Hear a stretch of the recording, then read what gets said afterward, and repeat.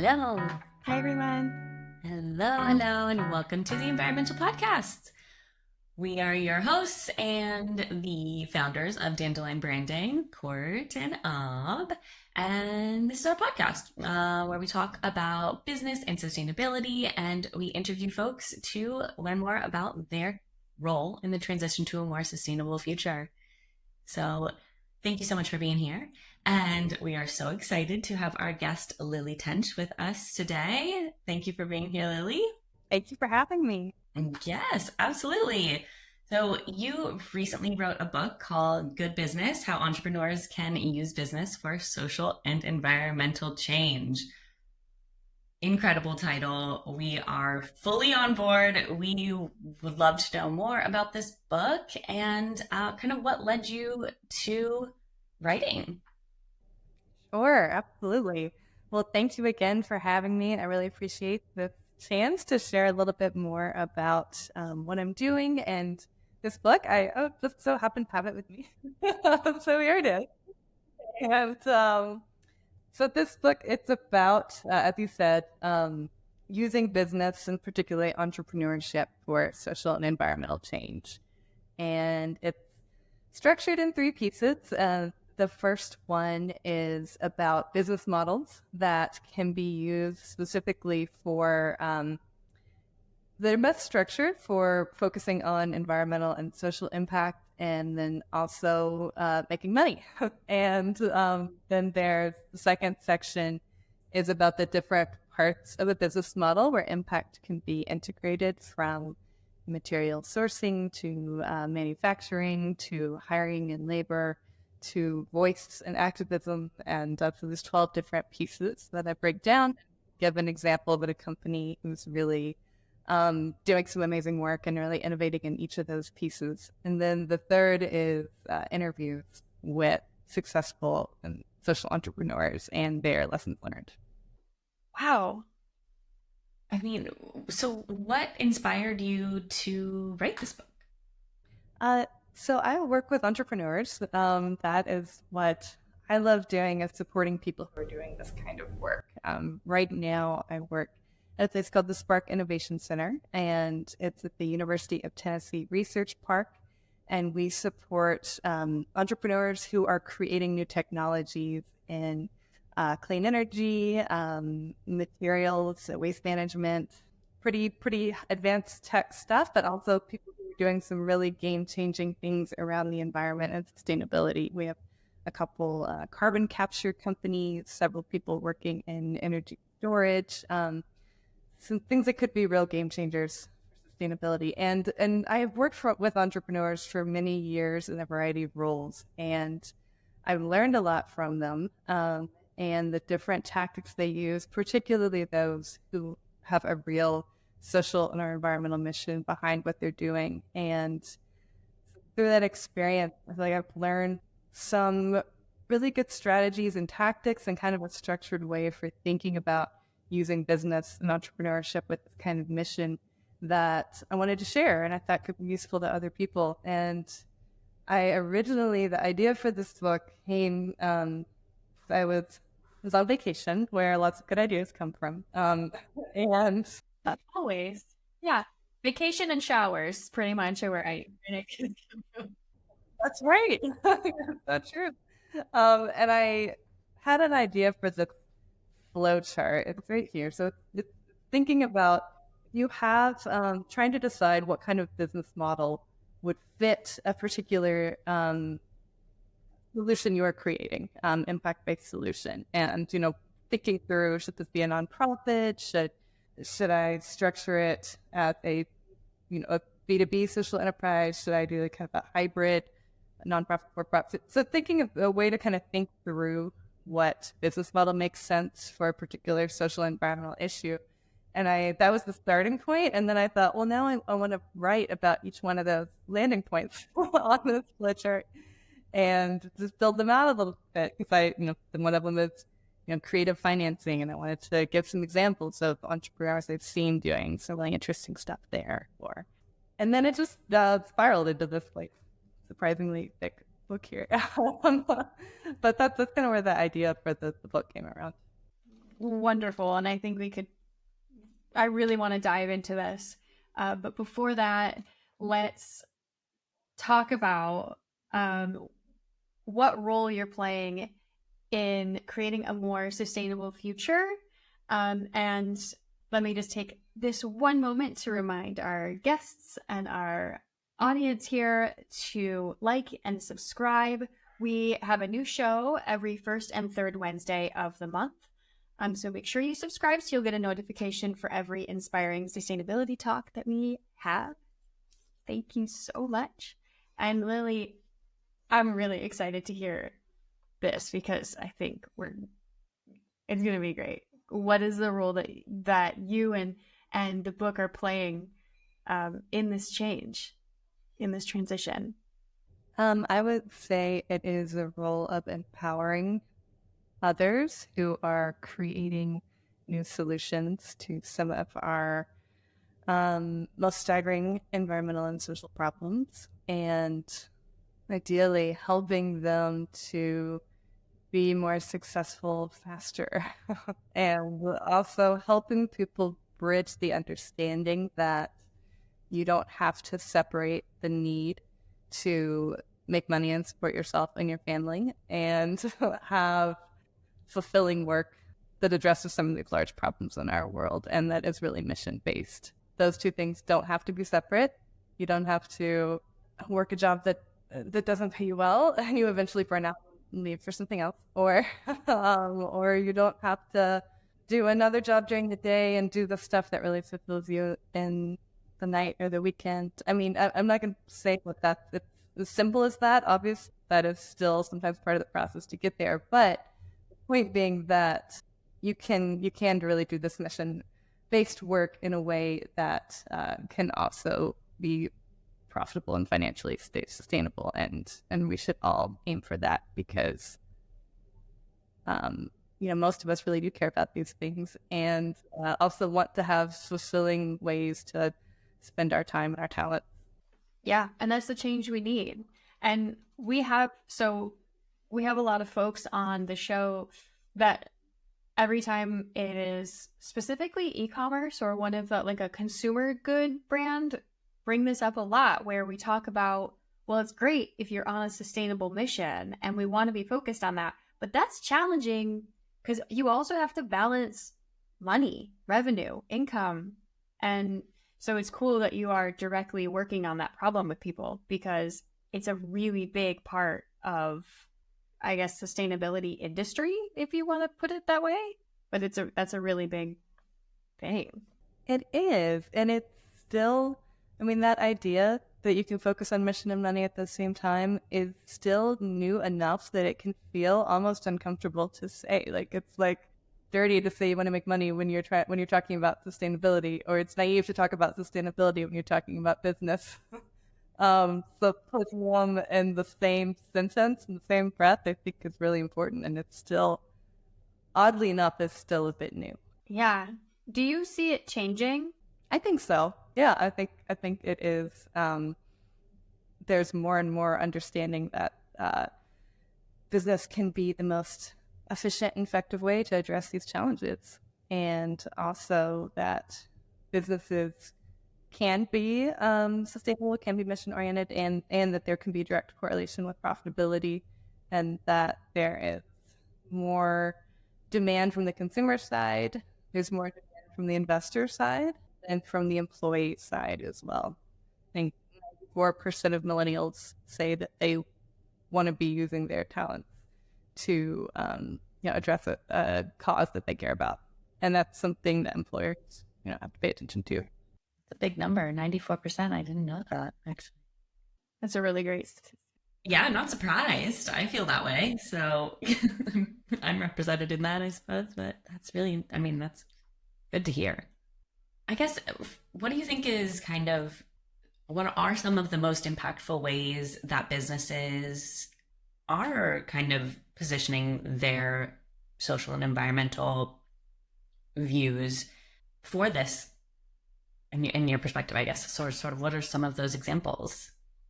Yeah, so they can be pretty broad, right? I mentioned I have outlined 12 different ways that I've found that are the most effective ways for businesses to focus on mission within a business model. But that's obviously not all there is, right?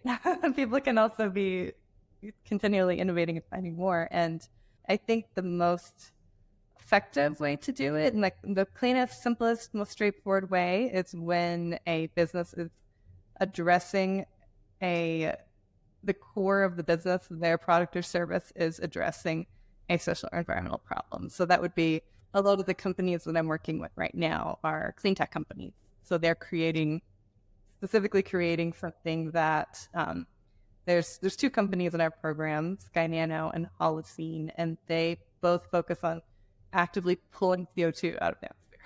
That is, they are selling that as a service.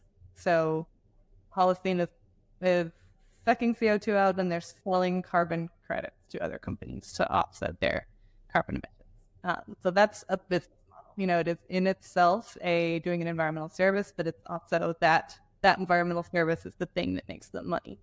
So I think if you can figure out a business like that, then I think that can be one of the most efficient ways to do it.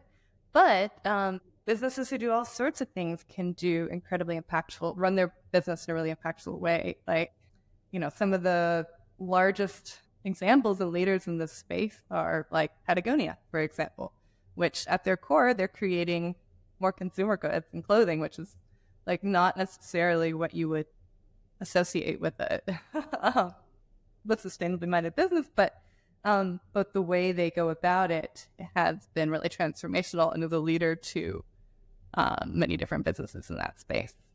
Yeah, absolutely. I think in consumer goods, marketing and education is a bit simpler, right? Because you're directly selling to a consumer, and then you can talk about your mission in that space. For climate tech, what sorts of communications are you finding helps people, helps consumers, helps educators, helps people like really share the mission of those companies? Like what? And I guess because we're marketers and we're focused on communications around this type of thing, and I'm always curious, what is the most helpful thing for people to know about those businesses that you're working with? In terms of climate tech businesses in particular, you said? Yeah. Because I think climate tech is something that basically B2B companies know about and other entrepreneurs know about. But I think it's really important for everybody to have an understanding of what's possible and what's out there. Because like you, we believe that businesses and entrepreneurs have the opportunity to change the world. But so much of that has to do with having consumer buy-in. So if there was something that people need to know, or what would be the best way to support companies like that? So you're right, they are often B, but that second B there, might be filling the seat, right? So the end consumers still really matter. If we go back to the carbon capture example, the reason people want to do carbon offset because their consumers are demanding it. They want to stand out in that way. So I think being vocal and as consumers, and also, backing up what you believe with your dollars. And so it's incredibly impactful way there. And yeah, I think 64% of consumers say that they expect the companies they buy from to speak out and act on issues they care about. You all, I'm sure, have some data around that as well. But then you actually got to do it too, right? Like the slightly harder part. So I guess the thing, the awareness around the fact that these companies exist is important because then consumers understand a little bit more how important your end role is, right? So, and the best way to find out about these companies, I guess, or the best marketing tactics for them, I don't know that I know one answer, but, things like this, I think just getting talking to some of the innovators behind this stuff, I find them to be some of the most inspiring people and entrepreneurs to speak with and work with. I have profiled a few in my book. There are, shows and things that profile these people. I don't know that I know that answer. You all might have to tell me. Yeah, that's okay. I think that's why we do this podcast, is to elevate those voices and to help them create larger impacts. I guess I was just asking because I am curious. You work with these entrepreneurs, and it seems like there's maybe a common thread through, only if we only just had blank, that's the thing that would make a really big difference for us. Like it could be, yeah. And, our focus is on education. So, and we're talking with people. So I guess that's where that question came from. And education is a very necessary part of that whole big puzzle. I would say for these companies, money is important. They take a long time to get to market, these kind of advanced tech companies. Yeah. There's a lot of tech development on the front end before you can actually sell to a customer. So they have more capital front needs than some other direct-to-consumer companies. So getting investors to understand these types of companies, and for example, that the return is not necessarily immediate, but can be really large. Yeah. But having more, patient capital is the term there. So patient capital, that's a new word for me. It makes sense, though. I think that investors that are interested in supporting more innovative businesses, it's a different mindset, right? Yeah, you have to be willing to know that it does take time for these things to catch on and for these things to be more heavily adopted and used and at scale, because we're changing, we're asking society to change a lot. So these are big legacy industries, they move slow, so that's a really, I'm gonna have to look into that term more, because I think that is exactly the piece that we see so often, that like investors are kind of hesitant to support these new technologies because of that. Maybe not the most patient people. Right. But I would say it's some too. So I do work with advanced tech companies, but in the book, I also highlight a lot of direct-to-consumer companies that are doing incredible work as well. So I think there's many different roles to be filled here across the board. Could you share one of them in your favorite or your current favorite inspiring story from your book? Sure. I can't give a favorite because I love them all. But I can give a few examples of different, because I do feature a pretty wide spectrum, and I feature stories both of from the environmental impact side and the social impact side, because cool, to me, I consider them to be, in the end, all the same. So I'll give you a couple examples. One called Creole Essence. Have you ever heard of that? She was on Shark Tank, so she's a founder that some people have heard of. She's an incredible woman. She's a Haitian American, and they make beauty care products. So this is a direct consumer example, but their impact is really focused on both sustainability of the product and how they actually own their farm, so they can control the environmental impact there.